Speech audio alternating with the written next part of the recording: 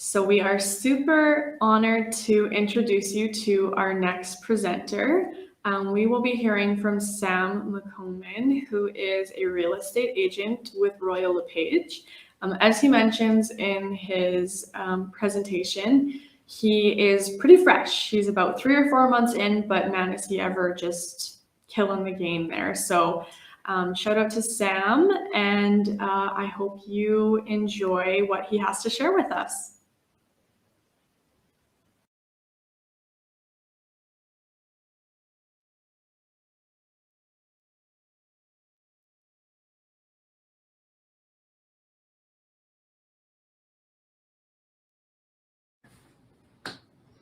Have you ever felt so full of ideas that you can't fall asleep?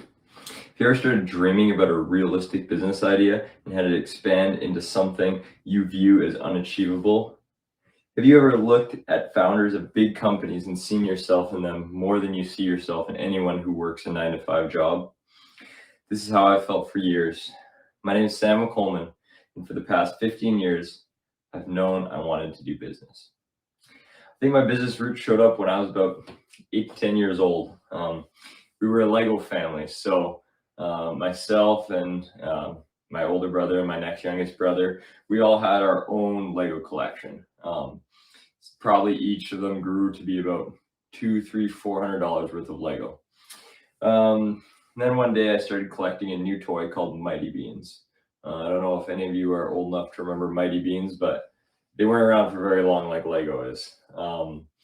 They were just a crappy little toy that had a magnet in it and they'd flip down a ramp or something like that. And they all had different faces and were collectibles. So I started collecting those, probably had 30 or 40 of them in a collection. It probably total value was about $30. And so I started really rubbing them in my little brother's face. He didn't have a single Mighty Bean, and I started showing him how cool they were, how awesome they were, and just all the cool little things about them. So basically, after a day or two, I had him just begging me to trade his entire Lego collection, which totaled about $200, maybe $250, for my $30 worth of Mighty Beans.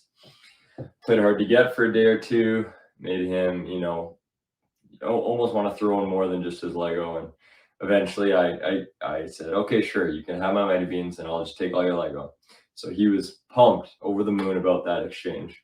And the next day he was in tears, telling my mom that I had swindled him and cheated him out of his Lego. So hard part was that I had just mixed all of his Lego in with my Lego at that point. So I was doing a sorting game for the next couple of days to give him back all his Lego. But that was probably my first business venture. That was, again, probably 8, 10 years old. My next business-minded venture came around 11 to 12 years old. So I started to realize that every birthday party I went to, or whether it was my birthday, my brother's birthdays, or my friends' birthdays, everyone started to get $20 to $30 actually from their friends. We stopped getting gifts, stuff like that. It was just cash money. And so my family was very very specific. My mom was very, I wouldn't say rule oriented or driven, but she was very disciplined and budgeted everything. So I quickly realized my mom had about $250, maybe just $200 for our birthday parties. And so that $200 would be used to cover a gift for us, our birthday cake, food at our birthday, any expenses that our birthday party cost, things like that. So, $250 could get you maybe 2 or 3 other friends going to Galaxyland, maybe 2 friends at a food court dinner, something like that. It could cover like laser tag for maybe 10 friends and a birthday cake. So I kind of, as a 12-year-old boy, I was like, okay, so let's see here. My friends, every one friend at a birthday party equals $20 to $30. Also, mom's budget can all go towards the present if nothing else costs money. So, I started doing a little math on it, and I decided, we grew up on an acreage, so I could just have a birthday party out at our house and it could still be awesome. I could invite more people than anywhere else because it wouldn't cost us any money for those friends to come over. And if I kept it as cheap as possible, then my present for my parents would be even bigger. So I ended up having a soccer tournament birthday party. Can't say that I was the biggest soccer fan out there, but I did like playing it. So I think I had 16 or so friends come over, play soccer for a while. Then we go inside. My mom homemade pizza and made a homemade cake. So in total, I think my mom probably spent, I don't know, $50 to $80 on the party total. And so I ended up with about $150 from her and my dad, and close to 400 from my friends.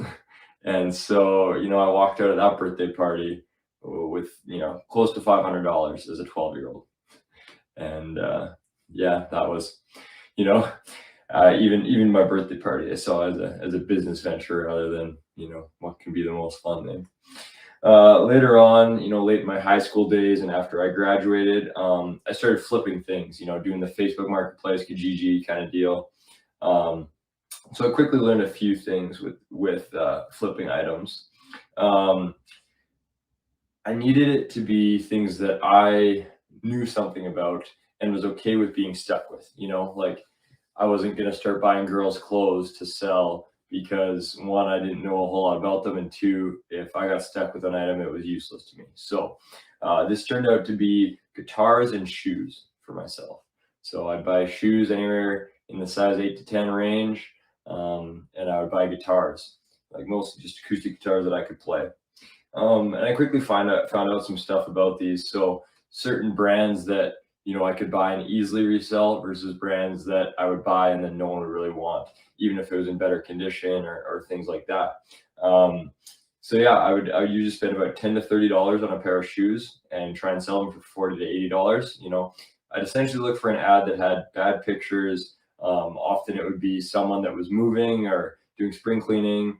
My favorite was when a mom said, my son went off to college, here's his shoes or his guitar or whatever, and she never knew the value of them. So yeah, I'd look for, guitars in the $50 to $150 range and try and sell them for $200 to $400.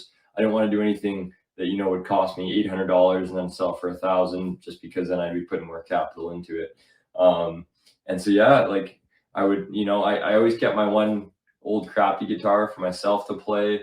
But I would go buy a guitar that I liked and that was a bit of a step up from my guitar, and I'd throw new strings on it, play it for, sometimes 1 month, sometimes 6 months, sometimes a year, and then I'd sell it for more than I bought it for and go buy a new one. Well, a new used one. So I did this for, probably, I don't know, 2-3 years, and ended up at the end of it buying myself $1,000 Taylor guitar, which essentially cost me $0 from flipping 7 or 8 guitars myself.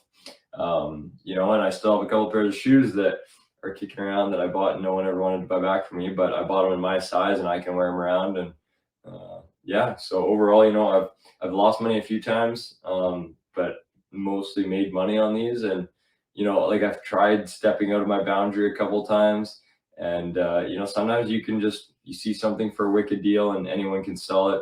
Other times, you do need to know what kind of product you're going for and whatnot. So yeah, that was kind of my post high school business venture. And this brings me to now, and why I've been asked to speak to you guys today. I'm currently 4 months into being a real estate agent, and I also run a small business dyeing disc golf discs on the side.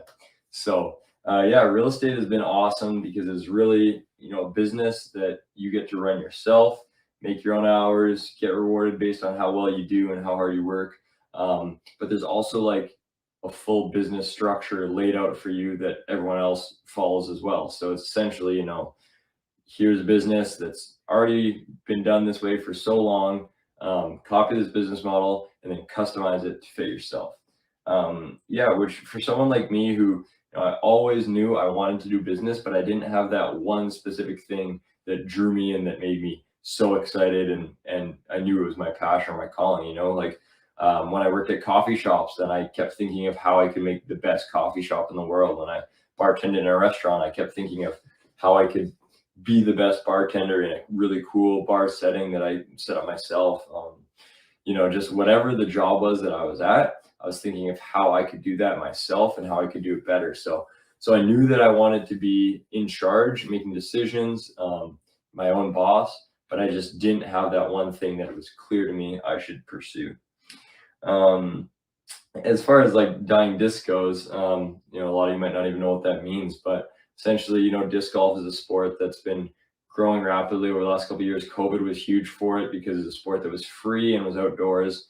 And so these discs are plastic discs and you can't paint them. It's illegal, in competitive disc golf to paint or do anything to your disc that makes it weigh more. So there's actually specific dyes that you can use to dye the plastic different colors. And I've always been a creative guy, like as I mentioned here, like that I like to play guitar and I love drawing and stuff growing up. And so I just, I had all these discs in my bag already, and then I just started seeing people dye them out there, which is essentially you can dye logos or you can dye like different patterns on them. And not a lot of people were doing it. Not a lot of people were doing it well. So I just looked at a lot of videos from guys in the States that are doing it. Started doing it just to make my personal ones look cooler. Did some for my friends, and then just started being like, what? Like, there's not a lot of people out there doing this. Why don't I do this a little bit broader of an area? And so there's actually Canadian pages for disc golf fans all over the place. And it turns out a disc fits in a bubble mailer shipping package, and you can ship it anywhere in Canada for $3. So that's been something that I started last August. When I started out, I was just trying to break even, cover my costs so that I could have this hobby that I could pursue myself and do it for free so that my wife didn't kill me. But it got to the point where now, like probably after Christmas time here, I've just been getting constantly each week, I'll get inquiries about doing custom orders for people to make great birthday gifts. They're, just anyone who's gotten into this sport and fall in love with it, they start seeing people have these cooler looking discs than they do. And they're like, how do I get in on this? So take it to now. I'm probably one of the top 10, maybe even top 5 most popular disc dyers that sells them in Canada. And, it's still a niche, small market. So it's not like, I'm going to switch to doing that full time, but, I can make anywhere from $20 to $50 on one disc. I can do 5 to 10 discs a week. And so it does just provide like a secondary income that's just always there. If I have a slower week in real estate, I can focus on that more. But I can also put it on hold for amount of time if I'm on vacation or busy with real estate. So it has really been something that just fulfills my creative need as well as generates a little bit of income on the side. So those are my current ventures I'm going in. So this brings us to today. What I'll be talking about today, I wouldn't say it's mind-blowing statistical research, but rather it's the things that I wish I knew as a young dreamer. It's the things that I think every young entrepreneur should take into consideration going forward in business. I'm going to be talking about the idea of new and improved, not ignoring the success that those before us have had, but also accepting that we can make changes for the better. I've only been in the real estate business for about 4 months, but I've already seen this application of taking things that I've learned from the older generation, traits that they have just made essentially essential for the business world, and then adding my own spin on it as a young, hungry entrepreneur. So what advantages do we have being young? What is stacked against us in this boomer/Gen X driven business world? I will be going deeper into some stereotypes that may not apply to every boomer and every Gen Z person, but I do believe that they apply to the vast majority of these generations, and they can help us learn and grow from them. So let's start first with the boomers and the Gen Xers. Currently, the age range for Gen Xers to boomers is roughly 40 to 75 years old. When I talk about business owners in my session, I'll specifically be talking about real estate, as that's the field that I see these people in. So what are the stereotypes about these guys and gals? First, they have no clue how to use technology, kind of technology dinosaurs. They are closed-minded and not growth-oriented. They are closed to diversity. They don't care about sustainability or ethics. They are old-fashioned and out of touch with the current reality. They are hardworking in an old-school sort of way. That work harder, not smarter. And the more hours you put in, the more money you'll make. They are disciplined, they wake up early, stick to schedules, etc. And they live to work. Now, let me break down the truth/myths that I see in all these stereotypes. First off, let's start with technology. Although I do believe us youngins understand technology a little more thoroughly than the older generations, they have definitely caught up to a level that is at very least passable in the business world. You might see some older business people, have more generic social media platforms, but I guarantee you that they know how to Google things, use the internet, use Google Maps, and even text, which end up being about 95% of the things that I end up doing in real estate. So I would put boomers/Xers in the category of they understand technology well enough. Not often tech gurus, but definitely like their businesses don't necessarily hurt because of their lack of technology knowledge. The next stereotype I mentioned was that they are closed-minded / not growth-oriented. Now, I would say that this one has some truth and some lies in it. Anyone in the boomer/Xer category has obviously survived in the business world, for some time. They are probably getting into the latter half of their careers and are likely fairly successful if their businesses are still working after maybe 10 to 30 years since they've been started. So I think we can rule out that they're not growth oriented. I think of realtors that have been around in our office for the last, maybe 20, 30 years. And I hear stories about when they started out, they'd have a listing book that would be, I'm from Grand Prairie. And so city of Grand Prairie, now we got about 75,000 people. If you wanted to look at a listing, there was a listing book in the Grand Prairie real estate office. And so any realtor, if you wanted to list a house, you'd take your information, you'd go put it in this binder, and people could come look through the binder. You had to advertise through the newspaper. Everything you did with people, every time they had to sign another document, was all in person. Now, majority of what we do, e-signatures, listings are all on an MLS online, multiple different places online. We meet clients through, during COVID, we might have to FaceTime them for a walkthrough of a house.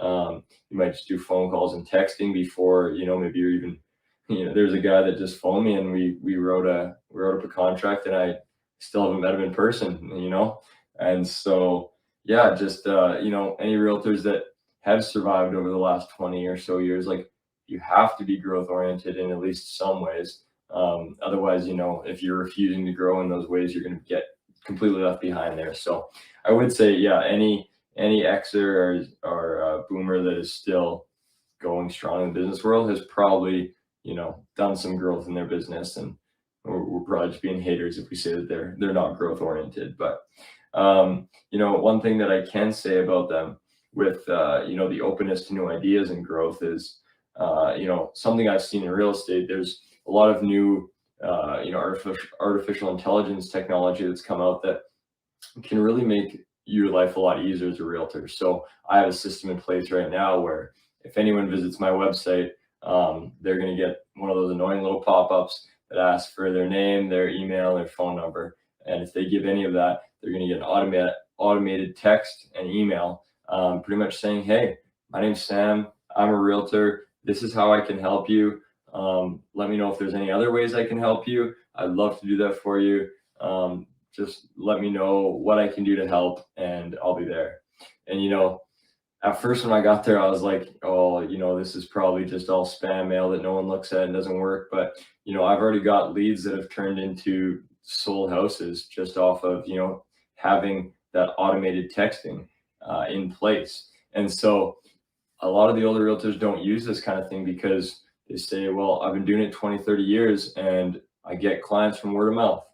And that's how I do it. And it is like, you do have to put a little bit of work in to set up all these automated texts and responses and input all your contacts. So it is work, but essentially it's putting in a little bit of work now to do a ton of work for me down the road. And, there's a lot of realtors that have been in it for 15, 20 years and they just refuse to use tools like that. And so that is where I think, there is a little bit of truth to that stereotype of, if it ain't broke, don't fix it, or why would I change what's working? Don't mess with a good thing. I think those are kind of the standards that they'll be going along with sometimes. And I think, you can still be a super successful realtor, but maybe you're not reaching that top potential that you have if you are having these ideas of just it's worked well so far. Why would I improve it? So yeah, that's how I kind of see that stereotype.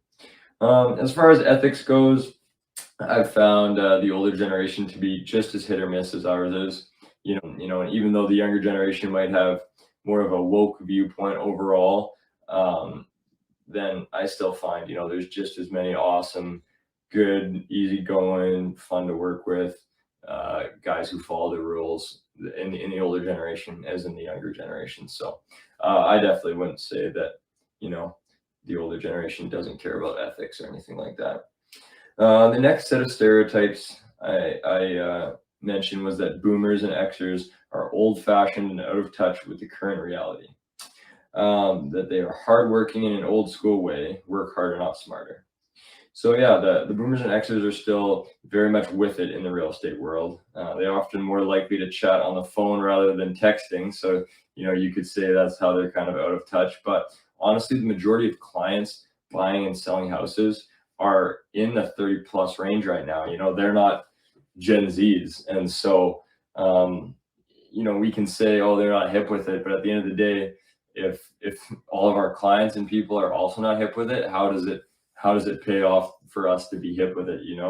At the end of the day, like phone calling just saves a whole lot of time. There's a lot of little details you have to go over in real estate, and that can end up being 50, 60 text messages that could have just been one, little bit longer phone call. So,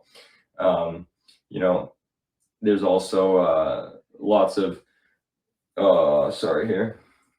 lots of the boomers and Xers are also very hardworking, but I wouldn't say they have that like head down, 9 to 5, 6 days a week kind of mentality. People that get into real estate, they like the flexible hours. You can work from home. You can work the hours of the day that you want to, as long as you have time for customers in the evening, sometimes on weekends. But yeah, I've met some older realtors that do have this, like, they grind 80 hours a week to just make deals left, right, and center. But I also see that in a lot of young realtors. So I wouldn't say that that's necessarily like an older generation trait. Like, as I was saying in the last or two stereotypes ago, sometimes they can get stuck up in that working harder because it's what they've always done, rather than implementing AI or something else to make their lives a little bit easier. So there is that kind of truth to this, but I think generally in real estate, any business where it's completely how hard you work is how much you make and how well your business does, then old guys and young guys and gals are all working as hard as they want to make the living that they want. So yeah, I wouldn't say that I necessarily see that stereotype being any kind of negative in real estate. The last one that I want to touch on is the stereotype that they are disciplined. So I don't honestly even know if this is a stereotype or if this is just something that I've witnessed in, say my parents' generation and my grandparents' generation as well. The boomers or Xers, I think, like, they don't sleep in. They've got that mental alarm clock that somehow they just wake up at 6 a.m. every single day. They're great at following their daily schedules, and they seem to always be motivated enough to tackle the mundane tasks that I might really have a hard time sitting down and doing. I believe a lot of this comes from years of practice, and they're also often people that have families. So when you got kids to pick up from school at 3 p.m., then you're getting everything done before 3 p.m. Or you got to get home in time for dinner. So yeah, I wouldn't necessarily say that their generation is inherently better at discipline than we are, but they've had lots of years to practice, and they have really mastered it, a lot of them. Yeah, so that's all we'll touch on for now for the Gen Xers and Boomers. But now let's think a little bit of Gen Z and some millennial stereotypes. So for these, I was thinking I could probably just scroll my grandpa's Facebook to see a lot of these. He shares the occasional post that the ones that say I miss when kids played outside, and I missed when working a 9 to 5 was standard, and I miss whatever. And so yeah, I think we've all like either been accused of some of these or had people assume that we have these things. And so yeah, let's just go through a couple of them here. Gen Z and millennials are entitled. We are lazy. We work to live. We all have short attention spans and can't stick with one thing. We have no respect for our elders. We are good with technology, but bad with people. So let's break some of these down and acknowledge our strengths and also address our weaknesses. So the first stereotype, we are entitled. I believe this is definitely a case-by-case study, but there probably are a lot more 18 to 22-year-olds now that live at home with their parents than there were with the Gen X's and Boomers. With the rise in post-secondary attendance as well as rent and housing costs, I feel like this is a justifiable stat, rather than a group of people taking advantage of their parents. We could also be viewed as entitled because our generation has demanded more human rights, whereas the older generation was just told to suck it up and live with some harsh realities. As a whole, I have found plenty of older clients I've helped that have talked to me about how much harder it is for people my age to get started, to move out, to buy their first home than it was when they did it. So I think that stereotype is slowly starting to change, just with people being more aware of, the rise in cost of just living and just the plausibility of us, depending on our parents more or whatever it might be. So yeah, I definitely think, certain older people will always have that in their minds that we are entitled and whatnot. And I think we can just help that out by, not acting like spoiled jerks and stuff like that, but coming from a place of humility, especially when we're in the business world, working with people who maybe see it as they had to slave a lot more when they were our age. Now, the next stereotype to talk about is our laziness. Again, this one would probably be geared at our generation trying to change up the 40-hour work week, or because we probably take more sick days than those older people who would have maybe even got fired for taking one back in their day. Their whole lives have been about working longer, harder hours to make more money. And so naturally, I would also be annoyed if some younger people came in and said, I'm going to do the same amount of work, make the same amount of money, and spend 5 to 10 hours less time doing it. Now I think there are a lot of distractions from work as well nowadays that maybe they're used to not be. Lots of my friends have got fired for using their phones at work, for calling in sick too often, and for sleeping in. This probably comes from our lack of discipline experience. We're still young and get sidetracked from even our biggest goals and dreams. So if we're working a job that we don't even really care about, it's definitely hard for us to show up on time and give it our 110%. Back in our parents' day as well, they might have, if they're all growing up, maybe in more farm areas or rural places, then they might have more chores around the house naturally than we did. And they might just be learning discipline and hard work at a younger age than us. So it could be in some cases overall just we are a bit more of a lazy generation. But I think that there's a deeper side to it of just, maybe we just haven't had the experience of working hard, earning a living, earning our keep that our parents' generation did. So I think that's definitely a trait and a skill that we need to work on and improve in ourselves. The next part, we work to live. So our parents' generation was full of doctors, lawyers, tradesmen, nurses, teachers, etc. And I think that kind of became their identity because they lived to work. The more hours they could work, the longer they worked, then the sooner they could retire. For many of us, we've discovered careers or jobs that work around who we are and allow us to live life to the fullest outside of work. Yes, there's some of us who will work lame jobs just so we can afford a fun lifestyle, but there's more and more of us finding careers that allow us to love what we do while not being consumed by it. I'm a realtor, but I still have plenty of people who know me as an athlete, a musician, a Christian, and so on. I work as a realtor, not because I'm obsessed with real estate, but because I can build relationships with people, continue to pursue plenty of hobbies, and make enough money to one day provide for my family. I think sometimes we get pegged as not caring about our work and just working for a paycheck. But I would argue that a lot of us have found ways to make work out of things we already love, rather than just finding the mainstream career that most appeals to us and makes the most money. I think you just look around at people, being influencers or doing YouTube or even side hustles like my disc dyeing and stuff.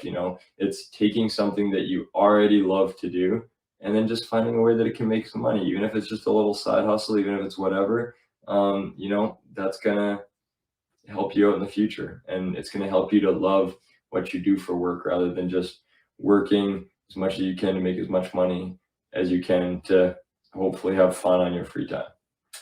The next stereotype I'm going to talk about is about our attention spans. Our stereotype says we have a jump from thing to thing kind of tendency, or we can't see one thing through. Now, I've actually been diagnosed myself with ADHD, and so this one's personal. As someone that struggles with focus, phones are the biggest distraction for me. And so much of what we do now requires our phones. So I can be, the first one to admit that our generation is probably on our phones at work all the time, more than, the other generations. But I think that can also make us very useful. For myself, I've fueled quite a few side hustles with this short attention span, just being so, needing something new or something fresh in my life. It's really got me excited about a new business idea or a new venture to go down, even if I haven't necessarily pursued it to the end. I think it can also help if there's mundane tasks we need to do at work. Our brains, being bored so quickly, if there's a mundane job to do, maybe we can find a more efficient way to do it. Maybe we can find a way to eliminate that task or outsource it, or find some way to make money go farther in that same mundane situation, rather than just having that attitude of this is how we've always done it and this is how it has to be done. I think we can also multitask without losing speed and accuracy. And so, yeah, I just feel like this stereotype specifically, it can cripple you or it can be a superpower. And so I think it's really important just to learn how to control this. Maybe just, I feel like bored is the wrong word to use for it, but this just energy filled mind that needs to always be thinking of something new and always be working. Otherwise, we'll just go crazy. So yeah, I think if we can learn how to control this and harness it, helps us out like crazy. It can also get us fired from jobs and can make us, never finish an entire business project. So definitely something that you need to learn to control. The next one is that we have no respect for our elders. So while I was working as an educational assistant at a school, this was during COVID, probably 2 years ago now, I saw a prime example of this. An older sub came in to teach the class, and he came in guns blazing. He said, "Listen up, I won't be tolerating any talking while I'm talking. Nobody better be going on their phones there, and you will listen up to everything I say." He maybe did this intro for 30 seconds, and he lost the whole class before he even took attendance. Whereas that exact same class, they fully respected me, even though I was like young and close to their age, and they fully respected some other teachers too, who were older and closer to this guy's age. It was just funny to me because later on in the day, I heard him complaining in the teacher's lounge just about almost like the quality of student nowadays and just how kids today misbehave and they have no respect. So I find personally, most of the older generation that feels our generation is so disrespectful are people who demand respect and don't give it back first. Those same kids love me and had lots of very respectful conversations with me. because I respected each one of them as individuals. A student who struggled at the like all the time and was distracted and disliked by the majority of her teachers. One day I was walking her to the office, just pick up a book, and she said, like, Mr. Sam, one day I want to be an EA because I want to help kids like me. And, it just kind of broke my heart, because this was this kid that all the teachers thought had no potential, no future. None of them invested in her. They all saw her as very disrespectful. And yeah, just as soon as you got past that hard outer shell of hers and you showed her some respect and treated her as an individual, then, she wanted to succeed, and she wanted she wanted more for herself. So yeah, just with this stereotype, I just see it as the generation before us, they feared their elders in some way. And so I don't know that it was necessarily that they respected all their elders, but when your teacher is gonna discipline you right then and there in front of the class, then you have a fear for them, not necessarily respect. And so I think with our generation now, and the younger generation, they're not afraid, and they're not filled with fear. And so sometimes I think this comes across, the older generation demands this respect and tries to lead with fear, and it doesn't work on our generation as well. And so, I think sometimes that fear might get, kind of mixed up with respect. And I don't honestly feel that, a lot of people in our generation lack respect. I think that we are very respectful to the people who respect us. And, certain individuals, yeah, they will be bad apples, but I think that's in every generation. So, yeah, I think we get a bad rap for this one, and don't necessarily agree that we deserve it. Lastly here, we are good with technology, but bad with people. So we have earned this rap from being on our phones at the dinner table or whenever there's a lull in the conversation, really, which is basically just us finding something to do when we're bored rather than just sitting there and being bored. Now, in the business world, I believe we have this rep because we would rather text and call, or call instead of going out for coffee with someone. And this is a valid point about a weakness of ours. Phone calls are often more productive, achieve more in less time, and more often generate good responses than texting does. It is, all of our social angst, I think, that's built up that loves texting a lot more. But I truly believe if you want to be successful in the business world, you have to change this attitude of texting over calling, and prioritize building relationships with other people, other business owners, other clients, over the comfortability of texting/emailing or hiding behind technology in that way. Okay, so we just unpacked a lot of true and false narratives about these different generations. So what all is the takeaway here? Like, what am I getting at? Well, what I've learned personally during my time in the business realm is that boomers or Xers and millennials or Gen Zers all have their strengths and weaknesses. And what I believe is that we can harness these strengths that come naturally to us and learn to grow the skills that the older generation finds more natural. We can become super soldiers of business simply by working hard to optimize our youth while embracing those age-old principles that have worked so well for those who came before us.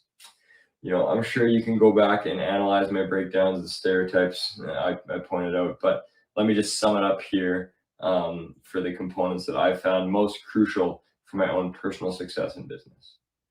From the Xers and Boomers, we can learn discipline, hard work, and determination.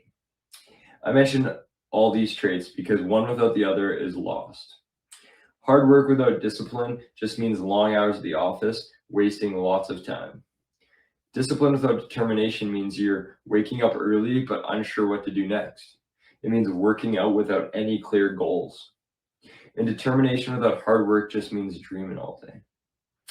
I'd encourage you all to study up on some older successful business people, and I believe you'll notice all three of these things clearly in their lives.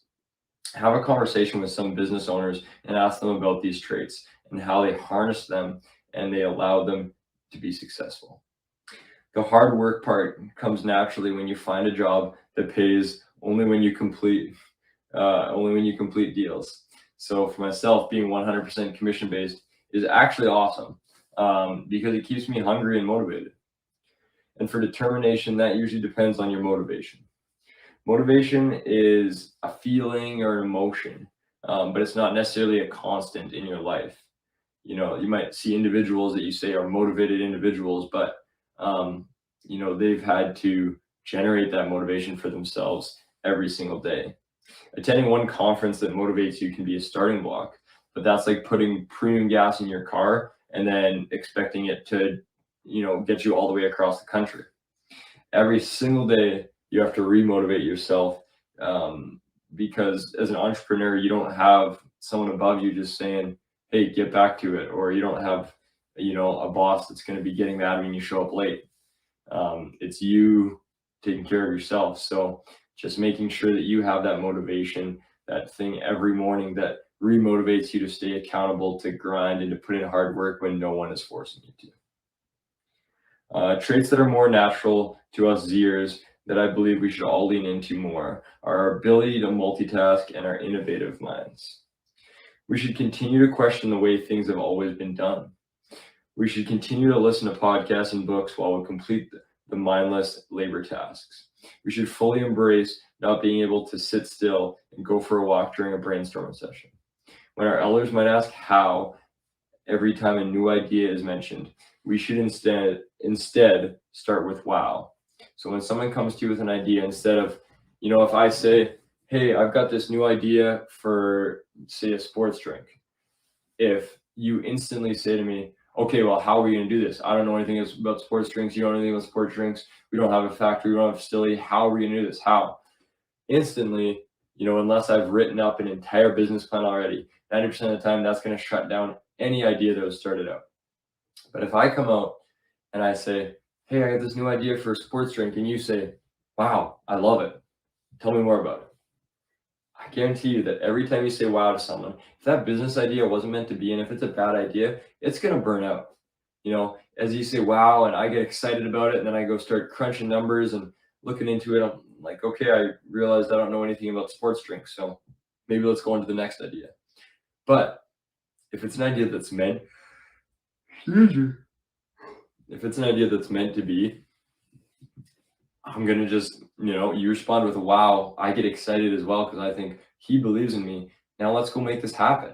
And I go start putting effort into it. And so, that's just something that I think has really changed my outlook on just general ideas coming in. And I love passing that on to people.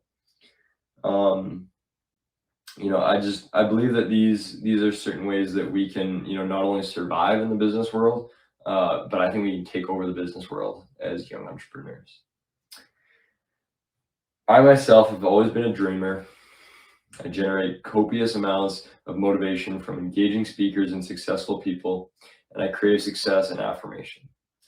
I've always been able to start a million different things, but often haven't finished any of them. And I'm now on a path, a mission even, not to be the greatest realtor of all time, but just to unlock my full potential.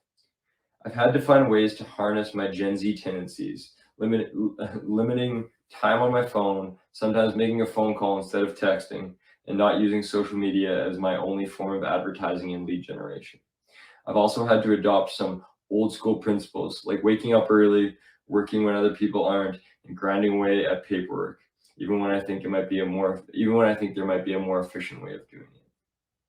Back in February, I was a brand new agent hoping to sell a house because of my cool Instagram profile and friendly personality.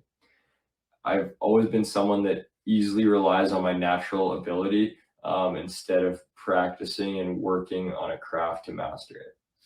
I was dreaming of, big paychecks and new cars. I was embracing the work starts whenever you want lifestyle, sleeping in late and leaving when I was tired of staring at my laptop. I was on the course to be a mediocre realtor. Fast forward 3 months or so, I'm now waking up at 5:15 a.m. and going for a run. After that, I do 10 minutes of yoga, have a cold shower, ice cold. It'll change your life. Reading my Bible, eating a good breakfast, packing my lunch, and I'm at the office a good hour or two before every other agent. My first 2 times doing this, I set off the alarm at our office because we have a fob to get in, but if you're the first one in, then the alarm sounds. And this time I didn't have a code. So the cops were called and it was a big drag. I had to call my boss both times. And that kind of sucked. But now every single time that I walk into the office and that alarm starts to go off before I turn it off, I feel good because it tells me I'm the first one in here out of 20 some people, 30 people working in this building. I'm the one that got up the earliest and I'm the one that got my butt here the earliest.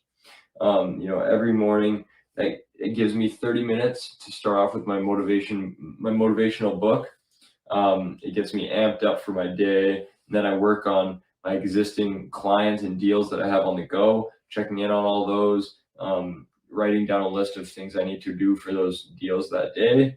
And then I spend the rest of my morning working on generating new clients, looking into new marketing strategies, and just learning more about the real estate business. And at the end of this, like, I still end up with enough time to keep doing all the hobbies that I love and want to do. This way I can kind of work a split shift where I get in earlier than everyone else. I leave a little earlier than other people. I can go, hang out with my friends in the afternoon, go get a workout in, go play sports, go play music, do things that I love, get regenerated and energy there, spend time with my wife, eat dinner with her, and then, go out and do some showings in the evening and feel like I have tons of energy to do so. So yeah, guys, this has been my ramble to you young, hungry entrepreneurs. To sum it all up, I would say that each generation will have its clear strengths and weaknesses. But if we want to succeed in a culture of mixed generations, we cannot just cater to our own people. The minute we rule out a specific generation as not our market, we're limiting our own success. When I got into real estate, I thought I'll be helping all young home buyers, like first-time home buyers. But that actually wouldn't be so great for me because first-time home buyers don't have a whole lot of money, and it's getting harder and harder for people to afford a house at our age. So it's turned out that a lot of my first clients have been people my parents' age or even older, and it's been awesome to work with them and have to use those skills that being tech savvy and able to text and do all that hasn't actually helped me in those deals. I've had to adapt by being willing to talk on the phone, being willing to go meet up in person, print off their contracts rather than signing them digitally, do things like that. And my business can flourish if I can actually handle those older clients, and then people my age start getting to the age where they're buying houses, and I can mesh those two clienteles. Like, I'm going to double my business rather than just have it be people in my sphere. So the minute we rule out generations as not our market and whatnot, then we just put a cap on our success. So be yourself, be unique, but most of all, be willing to grow and learn. I hope that you can all leave this place today with at least one clear goal for yourselves in your early journey as entrepreneurs. And yeah, I hope that maybe you were affirmed today and some stereotype that you maybe don't like about yourself, and maybe you've seen a positive spin on it, or maybe there's something that a way that you've been seeing the older generation that's prevented you from working with them, or seeing them as equals or people to look up to, that hopefully now, after hearing some of this, has changed your mind about them. So again, guys, yeah, my name is Sam McColman. Super grateful that I was asked to be here today. Yeah, just go out there and change the world, guys.